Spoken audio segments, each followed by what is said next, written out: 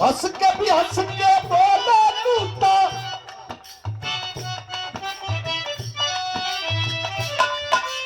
हंस के भी हंस के बोला लूटा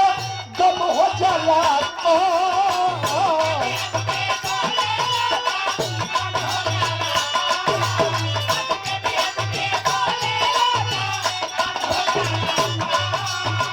हंस के भी हंस के बोला लूटा गम हो जाला बेबी हनी दिल जान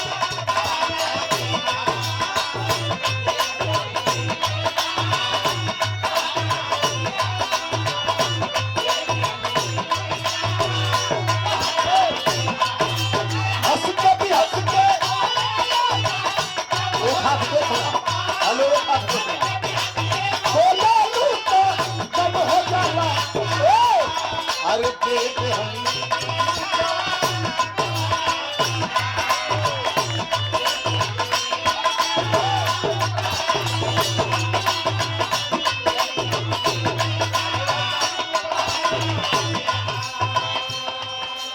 तो हम मास्टर है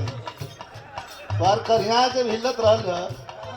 तो राम को भाई छतिया पर मुकवा से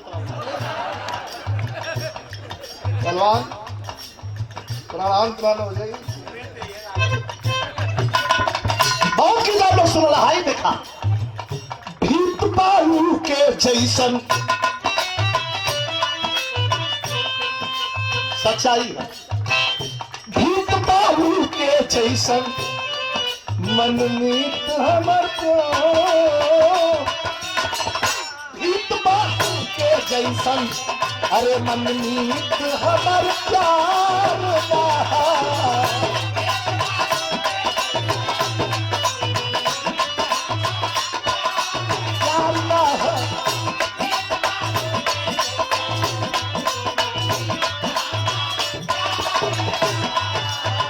लाइन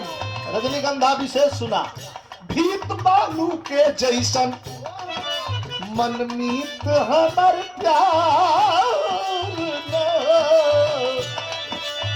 अरे दिल के सौदा हई हेलो हेलो दिल के सौदा हई अरे कौन प्यार के बाजार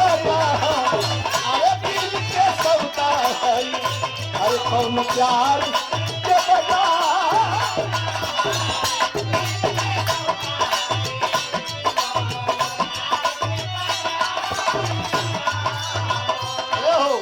दूर दूर रहला से सोना दूर दूर रहला से सोना प्यार न होला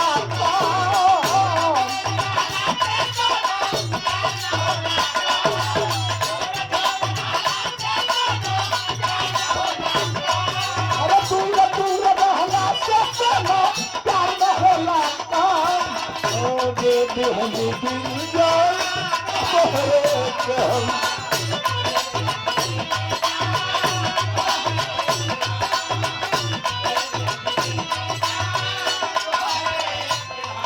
और हमारे ब्रिजेश यादव शानदार ग्राम प्रधान उनके छोटे भाई बहादुर सिंह यादव जी अरसदपुर के धरती से 500 रुपया पुरस्कार फिर प्रदान कल गया हो बहुत बहुत प्रणाम एक थे बड़ा अनूठा चीज निर्गुण का भाव आप लोगों के उधर से सुने के मिलल है बड़ा दिन के बाद मुलाकात बैठे अनूठा चीज बिरहा में जो आजकल गवैया गावत हुआ न आजकल का कवि लिखत हुआ एक अनूठा चीज बिरहा के जीवित करे वाली चीज 10-15 मिनट में आप लोग को सुनाते हैं और भैया